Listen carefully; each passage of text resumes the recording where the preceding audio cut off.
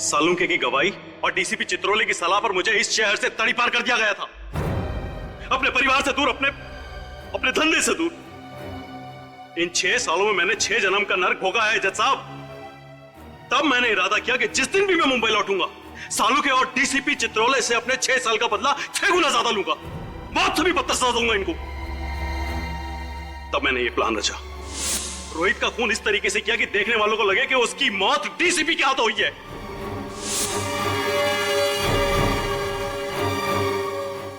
और फिर जब सालू के डीसीपी के घर पर पहुंचा तो उसके निकलते मैंने उसे भी अगवा कर दिया।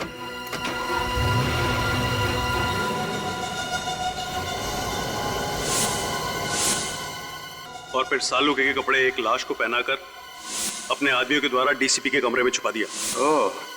उसका चेहरा इस कदर बिगाड़ दिया कि देखने वाले पहचान नहीं सके कि वो कौन है।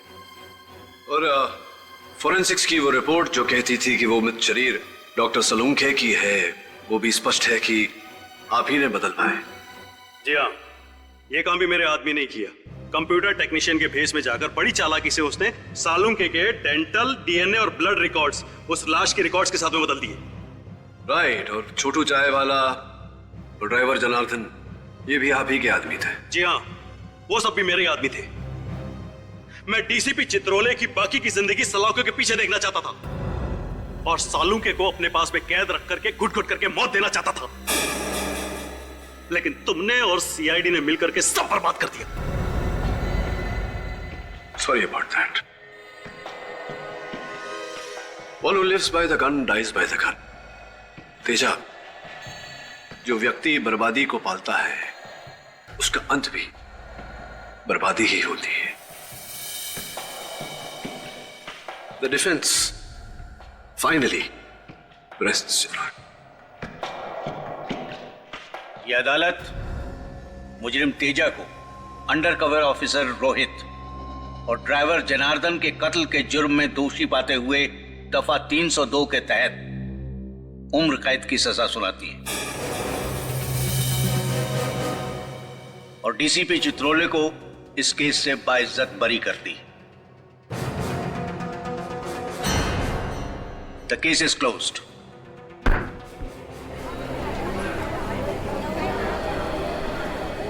और एक साहब जी जसवाल साहब, अक्सर जब मैं हारता हूं तो नाराज होता हूं, लेकिन आज खुश हूं। देश को बचाया आपने। देश को बचाने का श्रेय आपको जाता है जसवाल साहब। हाँ, वो लंदन का टेलीफोन नंबर आप ढूंढने नहीं गए होते तो। See you। अरे डीसीपी साहब, पुराना माने तो एक बात कहूं? नहीं, पता चला है सीआईडी से कि आप बड़े ही नटखट हैं, हमेशा सीआईडी में कुछ न कुछ करते रहते हैं। डीसीपी साहब, अब तो सुधर जाइए। केडी, तुम हो ना, अगर कुछ करूंगा भी तो बचा लेना। लो कर लो बात। मुझे तो लगा था सर इस बार डीसीपी चित्रोले भाई टाटा हो गया। अरे बड़ी अजीब गजब की किस्मत है उनकी, हर बार बच निकलते हैं। मैंने तो सबूत भी ढूंढ लिया था उनके खिलाफ, लाश पर से होगा। हाँ, वो सफेद बाल जो आजकल काला है, काला। अरे सर, वो फेमस डीसीपी चित्रोले बाल। मैं तो कहता हूँ उस बाल की वजह से डीसीपी साहब कम से कम 10 साल के लिए अंदर चले जाते।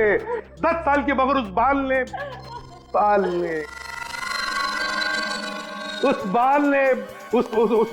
ने डीसीपी साहब की इज्जत बचा ली, मालूम है?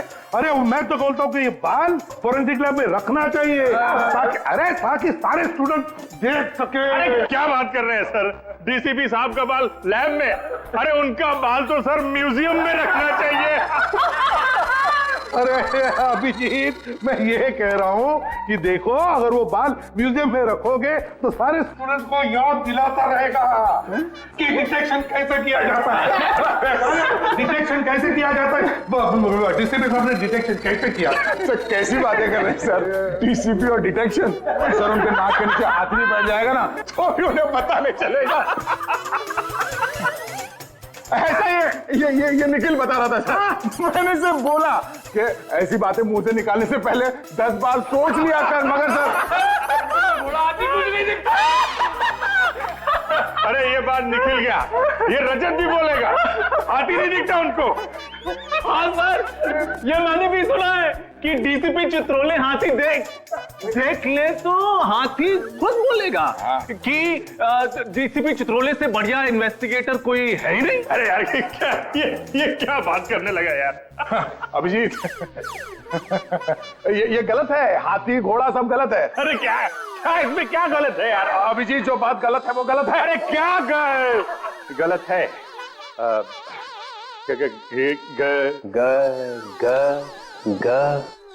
ग से गधा।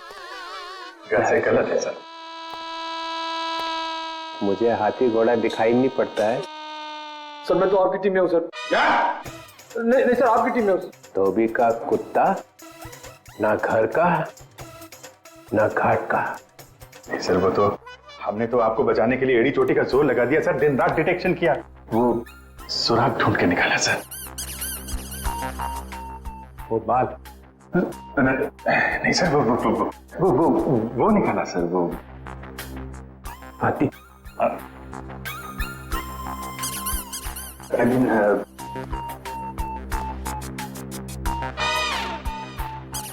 सर मेरा बाल म्यूजियम में जाएगा। हाँ सर, यस सर, म्यूजियम में पढ़ाने के लिए, देश की सेवा में। देश की सेवा? मेरे बाल से देश की सेवा होगी। हाँ sir, of course. You know, officers आएंगे, उस बाल को देखेंगे, डिटेक्शन सीखेंगे। यू नो, डिटेक्शन आपके बाल से। मेरे बाल से डिटेक्शन सीखेंगे? हाँ, डिटेक्शन सीखेंगे मेरे बाल से। देखो तुम लोग आगे आगे क्या होता है।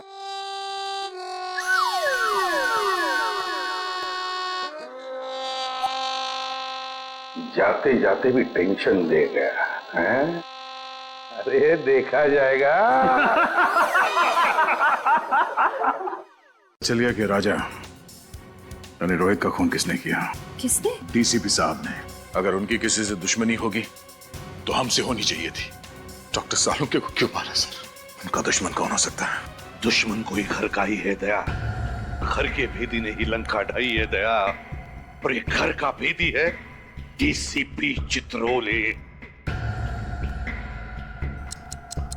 जनार्दन डीसीपी साहब से मिला, डीसीपी साहब के सामने गिड़गिड़ाया और अब डीसीपी साहब की हथेली पर उसने अपनी हथेली रखी। ये हथेली उठाई और ये छाप।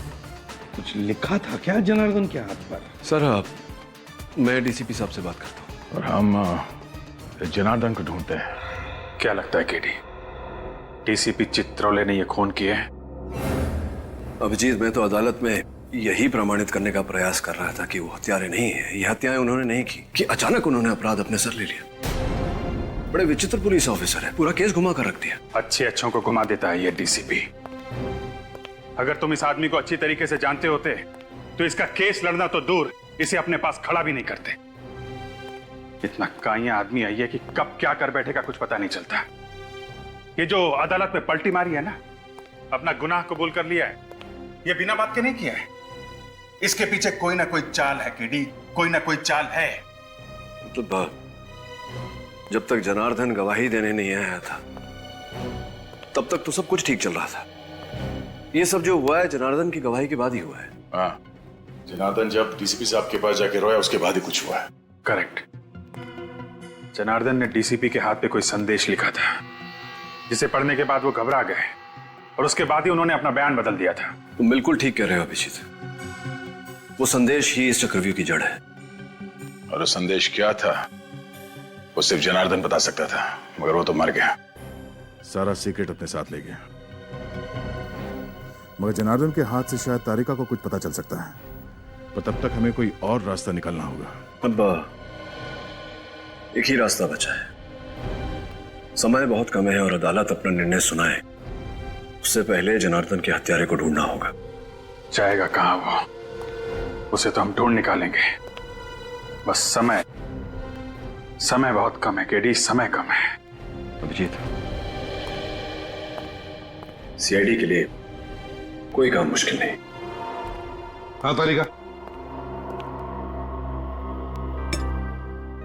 सर, जितनी कोशिश करती हूँ काम में मन लगाने की, उतनी ज्यादा सालों के सर की याद आती है। देखो तारिका, मैं तुम्हारा दुख समझ सकता हूँ। वैसे सालुंकी मेरा भी सबसे करीब दोस्त था। उसके जाने का दुख तो मुझे भी है। इसका मतलब ये नहीं कि मैं अपनी ड्यूटी नहीं करता। ड्यूटी तो करनी चाहिए, है ना? वैसे बहुत बुरी तरह से मारा है जनार्दन को। बड़ी खौफनाक मौत हुई है इसकी। हाँ सर, इसकी बॉडी पर मल्टीपल फ्रैक्चर्स हुए हैं। इसके सीने की, रिब गेज, कंधे की हड्डी सब टूट चुकी है। इसका चेहरा भी बुरी तरह से कुचला गया है। सर, मुझे लगता है इसे मारने के लिए इसके ऊपर ट्रक या बस चलाई गई होगी। ट्रक या बस से कुचल दिया है? अगर खुनी जनार्दन की मौत एक एक्सीडेंट दिखाना चाहता था तो फिर उसने जनार्दन की लाश को उस वेयरहाउस में क्यों छुपाया? वेयरहाउस में क्यों? ये बात कुछ हजम नहीं हो रही है। सर, हाँ। इसके हथेली पर ये जो कुछ लिखा हुआ है ना? क्या लिखा है डॉक्टर तारिक का? 1 मिनट, अभी बताती हूँ।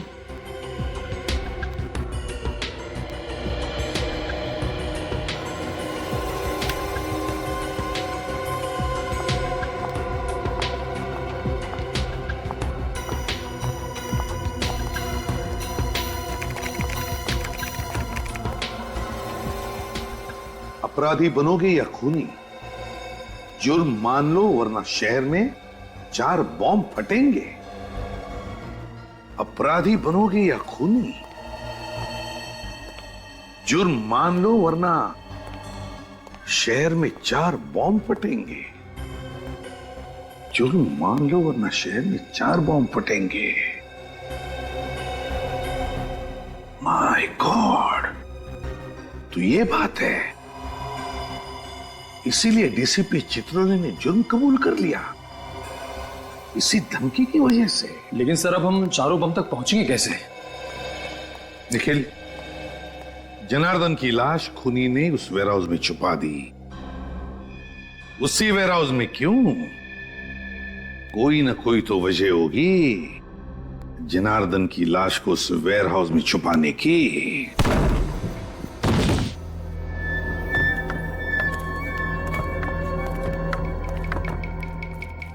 कमाल है, गोडाउन में सामान भरा पड़ा है, मगर ना कोई चौकीदार, ना कोई सुपरवाइजर।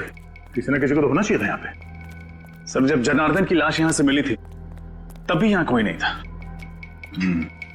सचिन, एक काम करो, बगल में जो गोडाउन है वहां के चौकीदार को लेके वहां पे।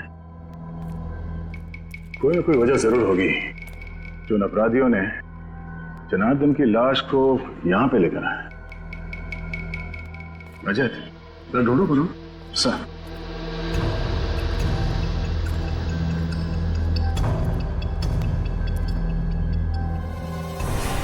सर, हाँ रजत। सर ये देखिए। सर, जरूर यहां पर कुछ डब्बे रखे हुए थे जो हाल ही में यहां से शिफ्ट किए गए। क्या होगा उन डिब्बों में? तो चेक करो।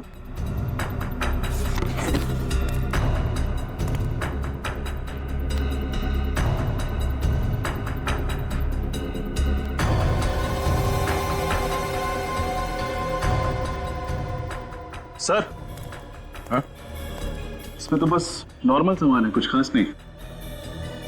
और जो बॉक्सेस यहां से ले जाया गया उसमें नॉर्मल सामान नहीं था, आरडीएक्स था। आरडीएक्स? हाँ, वो मुजरिम इस जगह का इस्तेमाल कर रहे थे आरडीएक्स रखने के लिए। सर, तेरी चंद्रकांत है, सामने वाले गोडाउन का वॉचमैन। यहाँ गोडाउन में कोई चौकीदार या सुपरवाइजर नहीं है क्या? एक सुपरवाइजर है सर, पर वो कल से आए नहीं है। क्या नाम है उसका? सर, उनका नाम मनोज है। कहाँ रहता है? सर, विद्याधर नगर। देखते ही ये चौकीदार गोडाउन छोड़ के अपने घर पे क्या कर रहा है। क्या 2 दिन से मनोज जी घर पे नहीं आए? नहीं, चिंता से तो मेरी जान ही निकली जा रही है। पता नहीं वो किस हाल में होंगे, ठीक भी होंगे या नहीं। आप हौसला रखिए, आपके पति जल्द ही घर वापस आ जाएंगे। अच्छा, आप ये बताइए क्या वो किसी जनार्दन नाम के आदमी को जानते थे? जनार्दन? नहीं तो, ये नाम तो उनके मुंह से कभी सुना ही नहीं। ये जनार्दन है, शायद आपने इसे कभी देखा हो। ये जनार्दन है? हाँ, आप इसे जानती हैं? हाँ, पिछले हफ्ते ये आदमी हमारे घर के सामने फोटो ले रहा था। फोटोज? किसकी? पता नहीं, मनोज पूछने गए तो कहने लगा कि मैं फ्रीलांस फोटोग्राफर हूँ और शौक के लिए गली मोहल्लों के फोटो निकाल रहा हूँ। सर, मुझे तो लगता है कि ये जनार्दन मनोज के घर की जासूसी कर रहा था।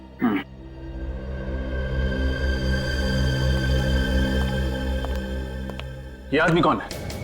यही तो मेरे पति है, मनोज। ये मनोज है? हाँ, लेकिन आप ऐसा क्यों पूछ रहे हैं? आपने इन्हें कहीं देखा है क्या? शायद। इनकी कोई मेडिकल रिपोर्ट्स हैं आपके पास? जी, अभी लाती हूँ।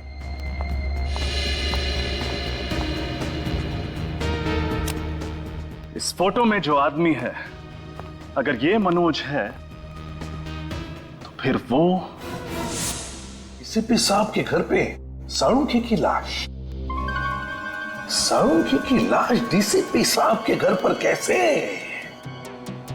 साळुंखे, डीसीपी,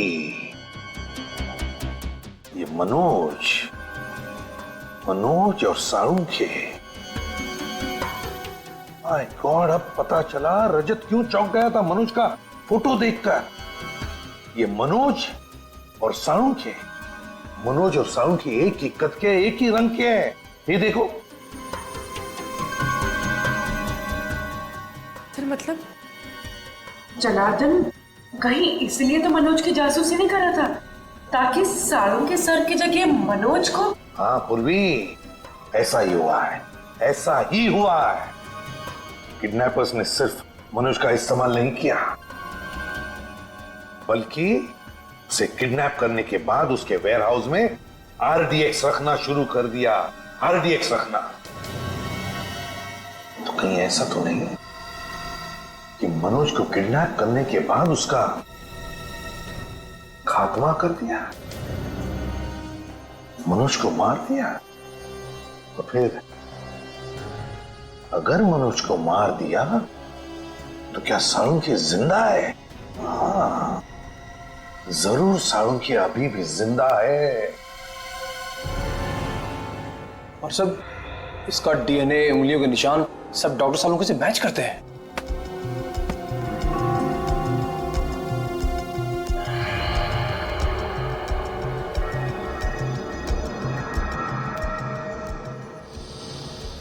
अपेंडिक्स ऑपरेशन का निशान? सर, सर साळुंखे सर ने तो कभी भी अपेंडिक्स का ऑपरेशन करवाया ही नहीं था। हाँ तो इसका हुआ है मनोज का, वो भी 1 महीने पहले। ये देखिए, रिपोर्ट्स में साफ लिखा है। और तुम्हें इसके शरीर पर अपेंडिक्स के ऑपरेशन का निशान मिला है ना? हाँ सर, बिल्कुल क्लियरली। ये देखिए। सर इसका मतलब साळुंखे सर जिंदा है? वाह। अगर साळुंखे जिंदा है तो फिर उसे जल्दी से जल्दी ढूंढना चाहिए। लेकिन एक सवाल खड़ा होता है कि अगर ये मनोज है तो फिर इसकी उंगलियों के निशान साळुंखे की उंगलियों के निशान के साथ मैच कैसे होते हैं? ये तो मेरी भी समझ में नहीं आ रहा है सर। तरीका, एक बात बताओ, पिछले कुछ दिनों में तुम दोनों के अलावा, मेरा मतलब है तुम और साळुंखे के अलावा, लैब में और भी कोई आया था? याद करो। हाँ सर, रोहन, वो lab attendant. I am sure उसी ने साळुंखे सर की डिटेल्स के साथ छेड़छाड़ की होगी। Rohan lab attendant?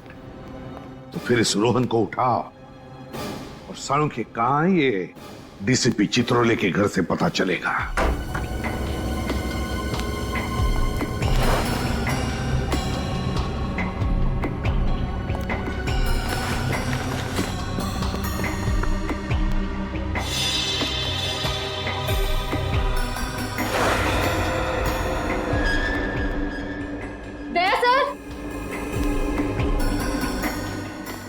आशा, सर खिड़की का कांच टूटा हुआ है, मुजरिम यहीं से अंदर आया होगा। अगर खूनी कांच तोड़ के अंदर आया है तो अलार्म सिस्टम क्यों नहीं बजा? उस दिन भी जब हम दरवाजा तोड़ के अंदर आए तो कोई अलार्म सिस्टम नहीं बजा। इसका मतलब है खूनी ने अलार्म सिस्टम बंद करके रखा है। सर,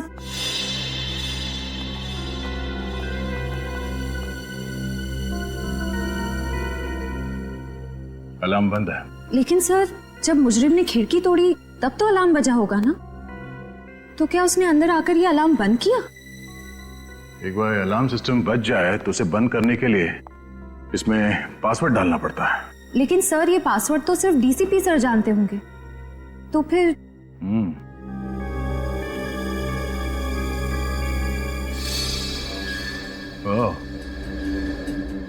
डीसीपी के अलावा ये कैमरा भी जानता होगा वो कोड। इस कैमरे के जरिए खूनी को वो पासवर्ड के बारे में पता चल गया जब डीसीपी साहब ने वो पासवर्ड इस अलार्म में डाला। लेकिन सर, इस कैमरा की फुटेज उस मुजरिम तक कैसे पहुंची होगी? सर, हो सकता है उस मुजरिम ने यहाँ कहीं आसपास ट्रांसमीटर छुपा रखा हो। हाँ, ट्रांसमीटर होना चाहिए आसपास। जरा खिड़कियों के आसपास देखो। Yes sir.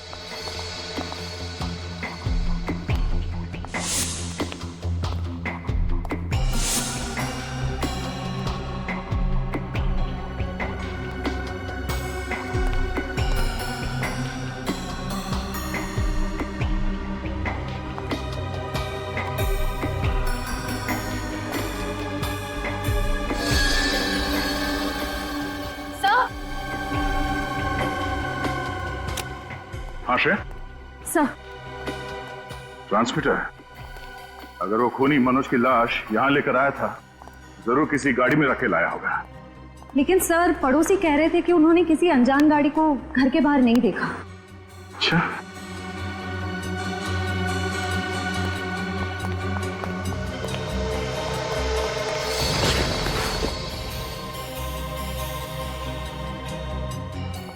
इस न्यूज़पेपर वाले ने जरूर कुछ देखा होगा।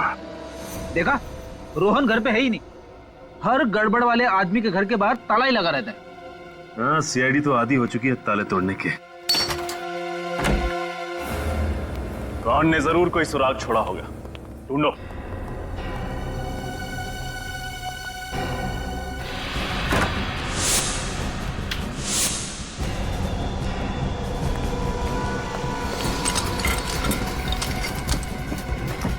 सचिन, फ्रेडे!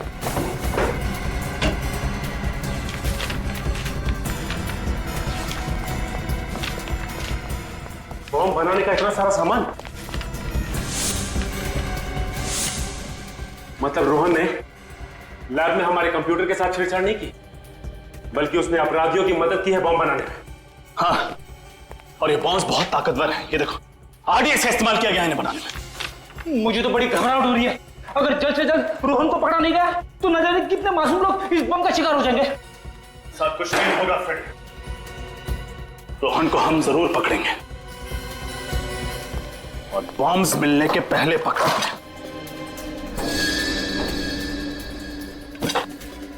टूटा हुआ सिम कार्ड, जरूर रोहन ने नया सिम कार्ड खरीदा होगा।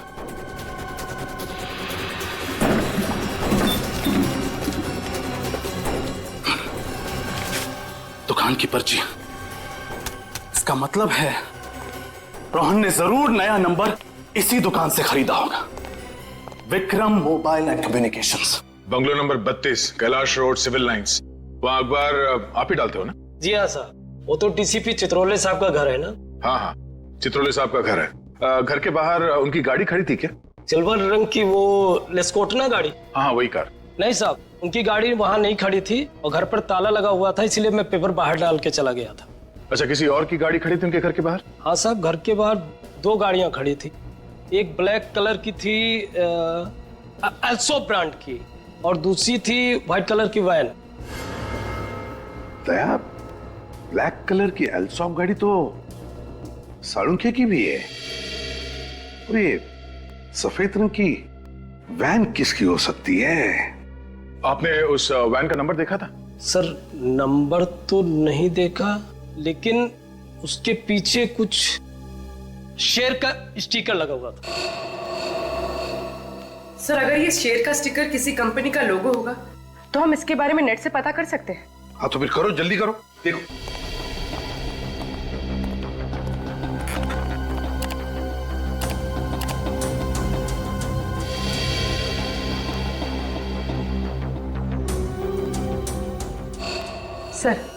सर ये है सारे लोगों।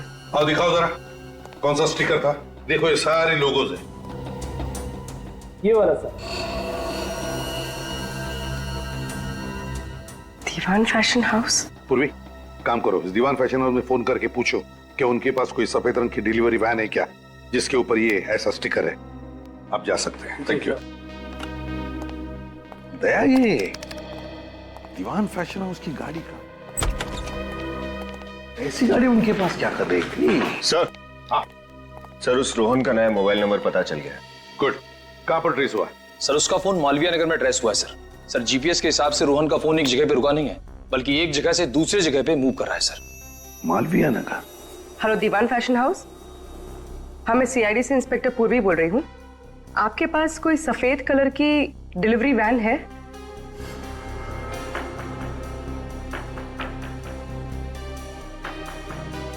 Thank you sir. Sir Diwan fashion house की एक सफेद कलर की वैन चोरी हुई है और उस वैन का नंबर है ABZ 4717AZ। ओह, दया कंट्रोल रूम को फोन करो, उनसे कहो कि अगर ऐसे सफेद रंग की कोई डिलीवरी वैन दिखे तो हमें तुरंत इन्फॉर्म करें। Yes sir. और फिर ये रोहन, इस रोहन का तो जल्दी से जल्दी पता लगाना पड़ेगा।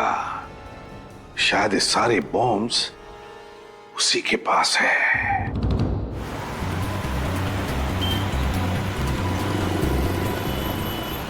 रोहन का मोबाइल प्रिंस रोड की तरफ मुड़ गया।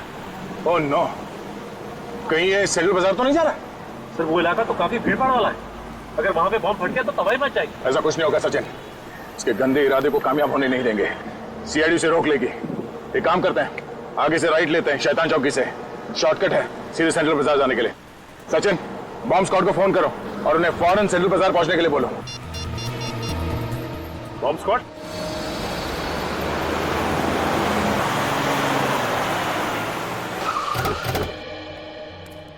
जो यहीं से आ रहा है? हाँ सर, सिग्नल तो यही बता रहा है सर। कहाँ पर? यहाँ से सामने।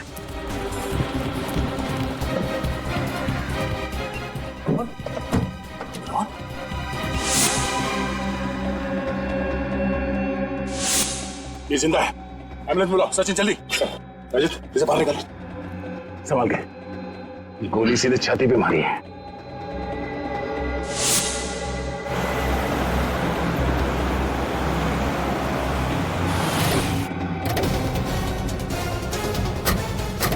देखो यहाँ पर गाड़ियां हैं, हो सकता है दीवान फैशन हाउस की गाड़ी इसी में हो। देखना जरा, चौकन्ना रहना।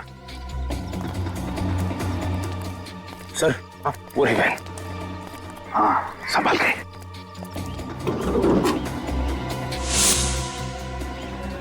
गाड़ी को अंदर से अच्छी तरह से चेक करो, देखो कोई ना कोई सुराग जरूर मिलेगा।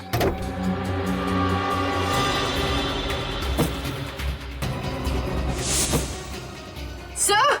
हाँ, क्या हुआ? लाश। इसके कपड़ों से तो लगता है ये इसी वैन का ड्राइवर है। सर लगता है कि मुजरिम उन सभी लोगों को मार रहा है जिन्होंने उसका साथ दिया। हाँ पूर्वी, इसीलिए तो रोहन को भी गोली मारी उसने। सर, इसकी जेब में कोई आईडी तो नहीं, बस ये मोबाइल फोन है। दीवान फैशन हाउस का नंबर है, लेकिन कांटेक्ट नंबर नहीं है। अरे फोन रिकॉर्ड्स में इनकमिंग आउटगोइंग कुछ भी नहीं।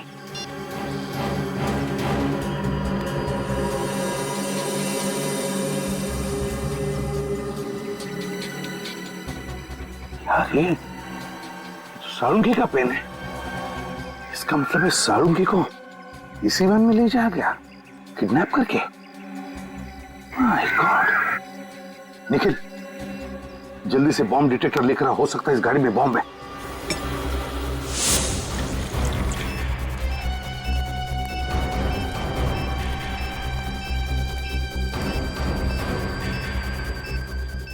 गाड़ी के नीचे भी नहीं, गाड़ी के अंदर भी नहीं है, तो फिर कहां है? सिग्नल तो आ रहा है, सिग्नल बढ़ते जा रहा है, इनके आसपास से आवाज आ रही।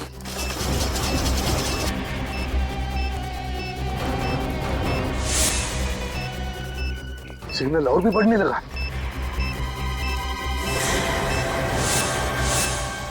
ये बैग लेकिन घोड़े से।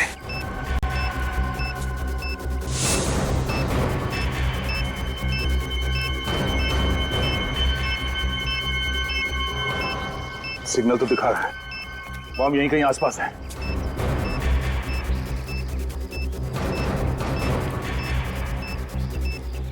बॉम्ब इसी बैग में है। लोगों को हटाओ यहां से, खाली करो जगह को। सब लोग पीछे। भाई साहब, इधर सीआईडी इन्वेस्टिगेशन चल रहा है, आपकी जान को खतरा है। चलिए बाहर बाहर प्लीज। एक्सक्यूज मी, आप लोग भी चलिए प्लीज, आपकी जान को खतरा है। चलिए प्लीज प्लीज जाइए। इसी में बॉम्ब है, इसी में। ब्रीफ केस आपकी है? No sir. आप दोनों में से किसी की है? नहीं सर, काफी देर से यहाँ पे पड़ा है। आप में से किसी की ब्रीफ केस है या किसी ने छोड़ी है इधर? ठीक है, सबको पीछे कर दो। आइए जल्दी जल्दी आइए प्लीज, दूर हो जाइए जल्दी। रुक इधर। स्कूटर यहाँ पे किसने पार्क किया? ये साहब सुबह से यहाँ खड़ा है, मुझे नहीं पता किसका है। स्कूटर सुबह से ऐसे ही खड़ा है यहाँ पे? हाँ साहब, सुबह से खड़ा है यहाँ पे। तुमने देखा ना किसने पार्क किया स्कूटर? साहब मैं अपने काम में बिजी था, मुझे ध्यान नहीं रहा। चलो भागो यहाँ से।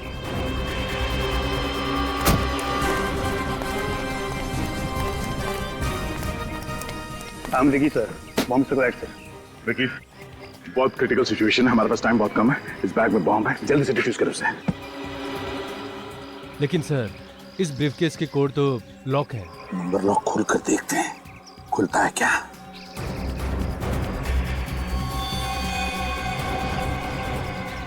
समझ में नहीं आता ये क्या नंबर्स हैं। काम करो, बॉम्ब स्क्वाड को फोन करो, बोलो जल्दी आ जाए वो लोग।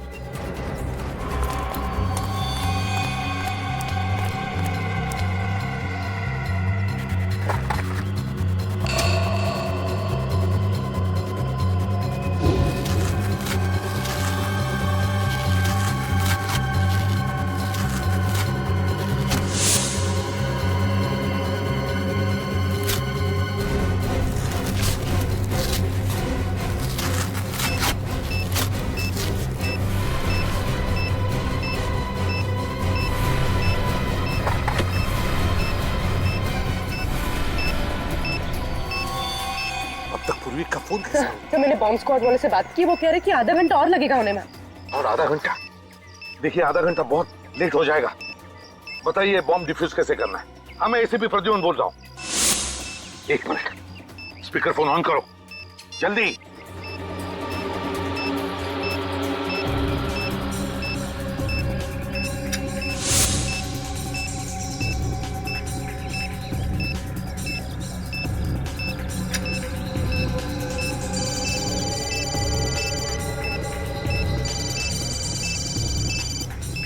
सर, ये तो रोहन का फोन बज रहा है, कोई लैंडलाइन नंबर है। सर फोन नहीं उठाएगा, अगर फोन रिसीव किया तो बम फट जाएगा सर। इसका कनेक्शन इससे है सर। व्हाट? जल्दी कुछ कीजिए। हाँ बॉम्ब पे टाइमर लगा हुआ, टाइमर बंद है, घड़ी बंद है। वो है उसमें दूसरा तार लगा हुआ है, पीले रंग की, लाल रंग की और नीले रंग की वायर्स हैं। एक काम करिए, पहले आप पीला वाला वायर काटिए। पीला वाला?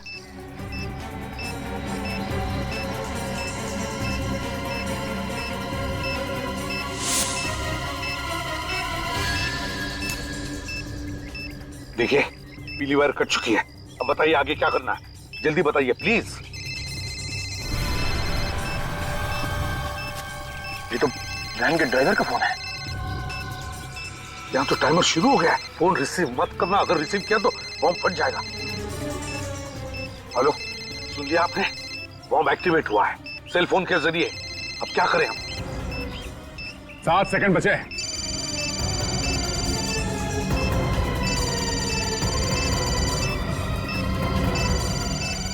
जल्दी करो विकी, सिर्फ 3 सेकंड बचा है विकी, जल्दी करो।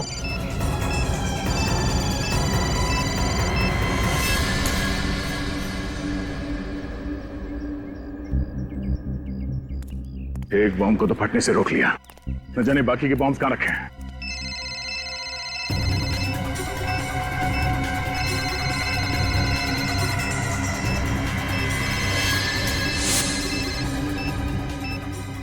हेलो, लाल वाला काट दिया। अब देखो सिर्फ 30 सेकंड बचे, जल्दी बताइए क्या करना है। आप लोग भाग जाइए वहां से, हट जाइए पीछे, माय गॉड। वाला है। चलो जल्दी।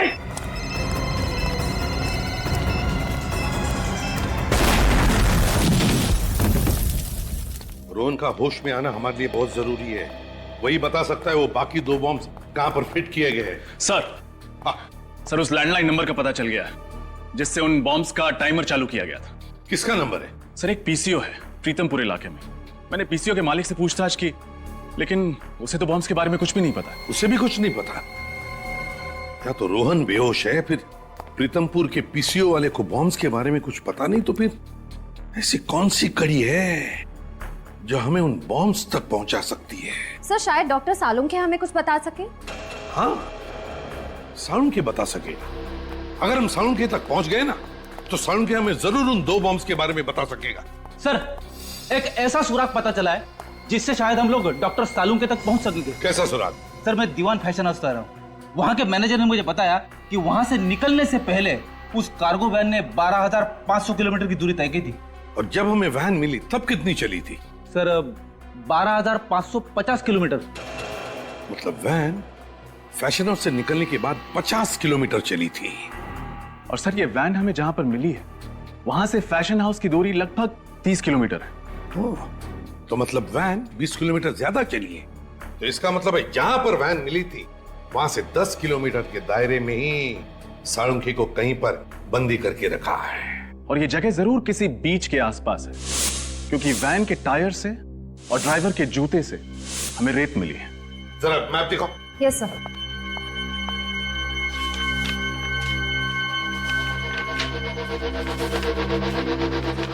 दीवान फैशन हाउस कहां पर है? ये रहा दीवान फैशन हाउस, और हमें वैन मिली थी उनकी यहां पर। अब यहां से 10 किलोमीटर के दायरे में बीच है ये प्रिस्टीन बीच। बस प्रिस्टीन बीच के आसपास जितने भी घर, जितनी भी बिल्डिंग्स हैं, सब चेक करो। सालुंखे को वहीं पर कहीं बंदी करके रखा होगा। हाँ डॉक्टर साहब, रोहन को होश आ गया? Wonderful news. हाँ डॉक्टर साहब तबीयत कैसी है इसकी? अब डरने की कोई बात नहीं, वो खतरे से बिल्कुल बाहर है। Now is absolutely fine. तुम्हारे बॉम्ब्स लगाने की वजह से पूरे 40 लोगों की जानें चली गई। ये तो अच्छा हुआ कि हम लोग वहां पे वक्त पे पहुंच गए, वरना मरने वालों की तादाद सैकड़ों में होती, समझे? मुझे माफ कर दीजिए सर। वो लोगों ने मेरी माँ को किडनैप कर रखा है प्रीतमपुर में, इसलिए उन लोगों की बात मानने के अलावा मेरे पास कोई दूसरा रास्ता नहीं था सर। मैंने जो कुछ भी किया सर, उसके लिए मैं वाकई बहुत शर्मिंदा हूँ सर। अभी नाटक बंद कर, चुपचाप ये बता कि बाकी बॉम्ब्स कहाँ रखे हुए हैं। एक तो टॉयलेट स्कूल में और दूसरा बंदी पार्क में। क्या बच्चों के स्कूल में? तुम मासूम बच्चों की जान लेना चाहते हो? ये बताओ कि कौन सा आतंकवादी संगठन है? मैं नहीं जानता सर। उन लोगों के चेहरे तो देखे होंगे तुमने, उनका स्केच बनवा सकते हो? नहीं सर, उन लोगों ने मास्क पहना हुआ था सर, और काम होने के बाद मुझे गोली मार दी सर। चलो बॉम्ब्स को फटने से रोकना। सर उन लोगों ने डॉक्टर सालुंखे को भी किडनैप कर रखा है। क्या? सालुंखे साहब को? सालुंखे साहब को कहाँ रखा गया है? तुम्हें मालूम है? नहीं सर, पर वो लोग इतना कह रहे थे कि जब तक उन्हें वो चीज मिल नहीं जाती तब तक वो सालुंखे को मार भी नहीं सकते। चलो एक तो अच्छी खबर दी तुमने, इसका मतलब डॉक्टर सालुंखे जिंदा है।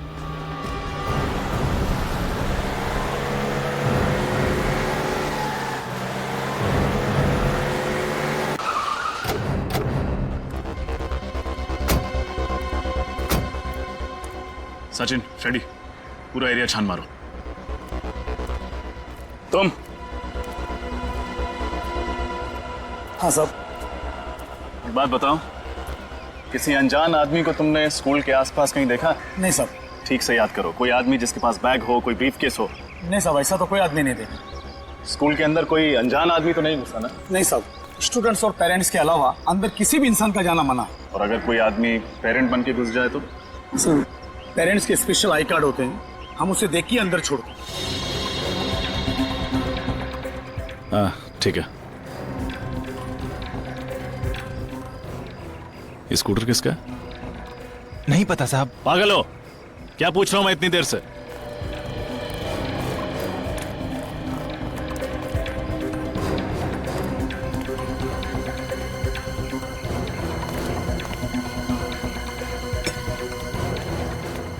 अरे भाई साहब क्या कर रहे हो आप? अरे मेरा स्कूटर है ये। अरे तुम अड़ी दिखा। काट, ये लीजिए काट।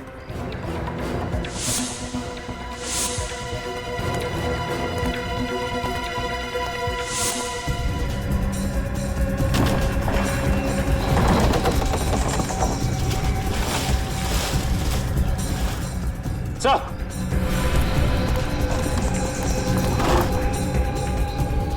ब्रीफकेस। बिल्कुल ऐसा ही ब्रीफकेस तो MI रोड पर था। फ्रेडी, बॉम्ब स्क्वाड को फोन लगा।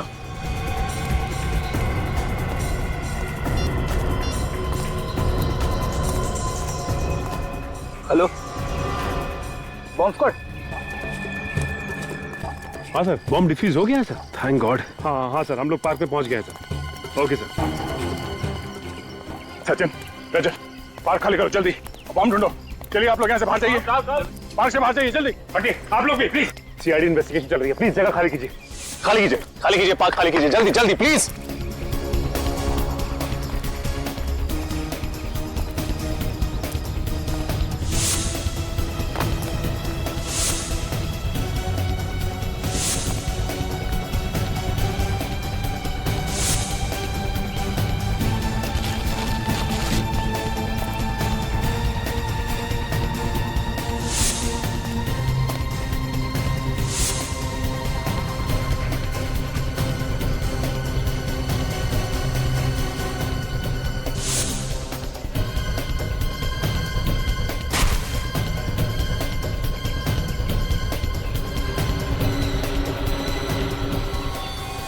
सचिन, रजत,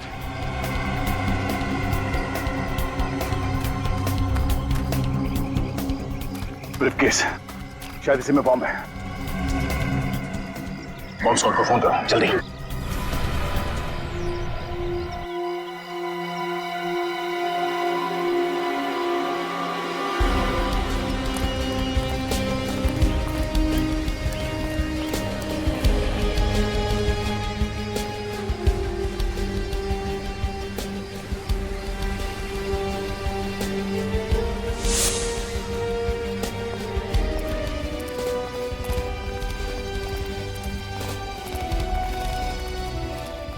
ये आखिरी बंगलो बचा हुआ है।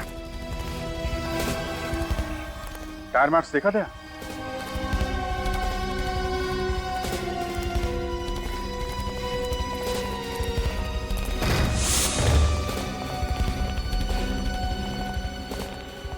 दाईं तरफ देखो।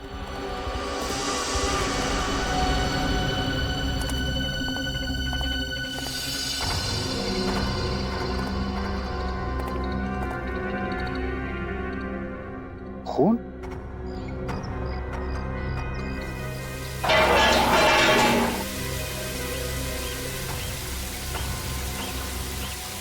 साड़ू के सर?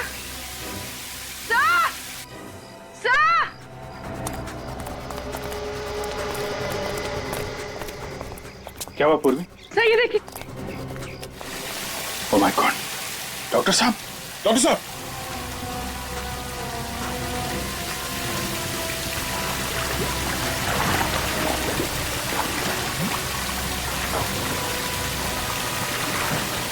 जल्दी से सीढ़ी का इंतजाम करो, पानी बंद करो।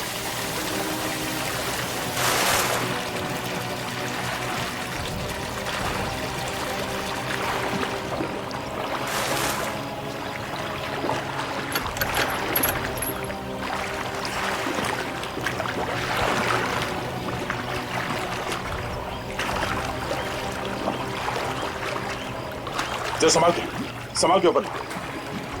हाँ ओके।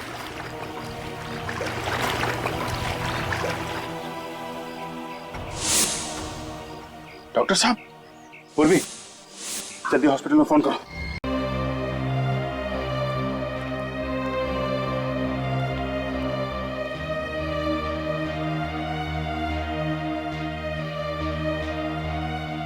सांख्य, सांख्य, अबे तू तो जिंदा है? कहा था ना मैंने, इतनी जल्दी शहीद नहीं होने दूंगा मैं तुझे। बचा लिया, समझे? बचा लिया। अबे हंसता क्या है? बोल सकता है क्या? चल कोई बात नहीं, लिख के बता क्या क्या जानता है उस मुजरिम के बारे में।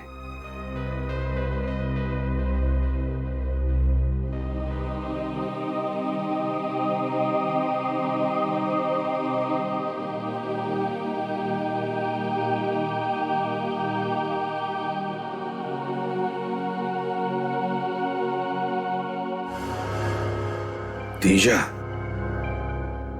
तीजा डीसीपी सर का पुराना दुश्मन। रजत, इस तीजा की कुंडली निकालो। सर, ये देखिए, आज से 10 साल पहले डीसीपी साहब ने इस तेजा को जेल की चक्की पिसवाई थी, पूरे गैंग का सर्वनाश कर दिया था। और अब जेल से छूटने के बाद इसने अपने काले कारनामे फिर से शुरू कर दिए, नई गैंग भी बना दी इसने।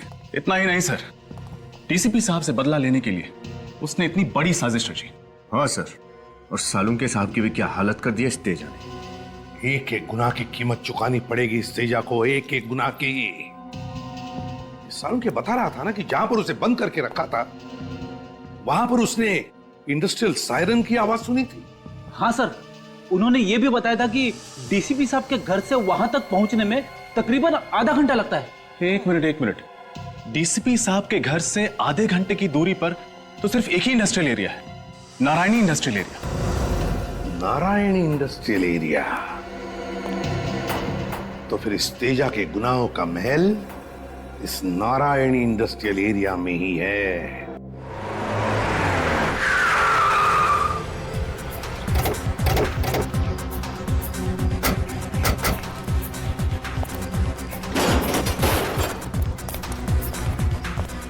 कहाँ जा रहे आप लोग? थाने के अंदर जा रहे हैं। अंदर जाने अलाउड नहीं है।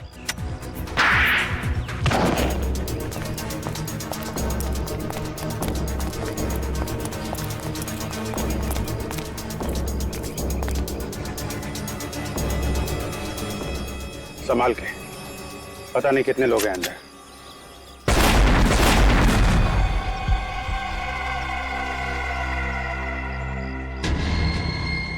माय गॉड, माइंस बिछा रखे हैं यहाँ पे तो। पहले इन माइंस को खत्म करना पड़ेगा।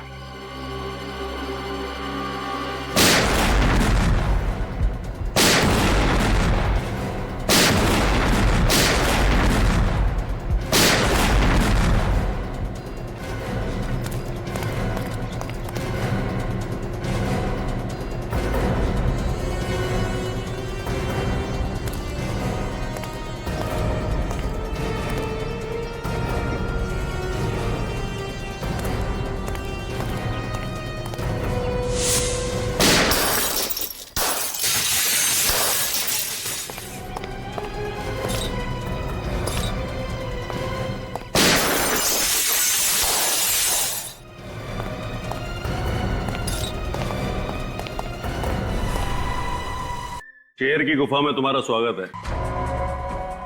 डीसीपी की दुर्दशा देख करके इतना गहरा सदमा लगा कि सबके सब मौत के मुंह में चले आए।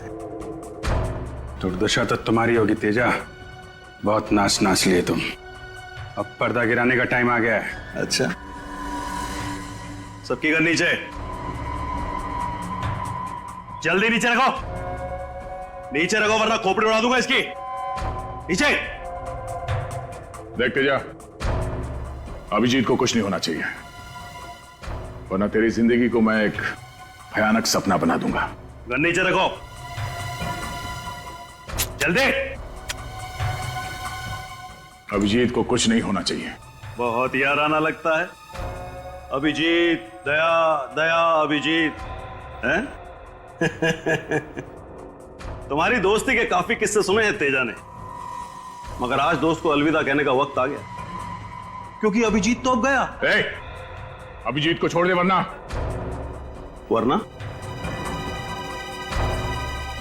वरना क्या? तेरे इस अभिजीत को ऐसी जगह गाड़ूंगा कि जिंदगी भर ढूंढता रह जाएगा, फिर भी उसका कंकाल नहीं मिलेगा। तेरा वो डीसीपी जेल में सड़ेगा और तुम दोनों शमशान में।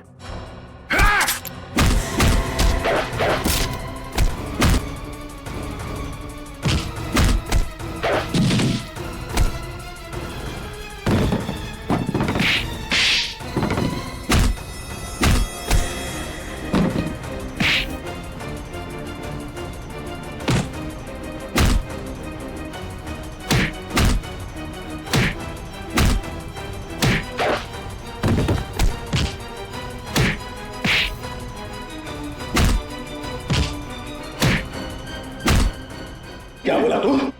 अभिजीत का कंकाल बनाएगा तू? हाँ? हलवा है क्या? छोड़ दो मुझे, जाने दे।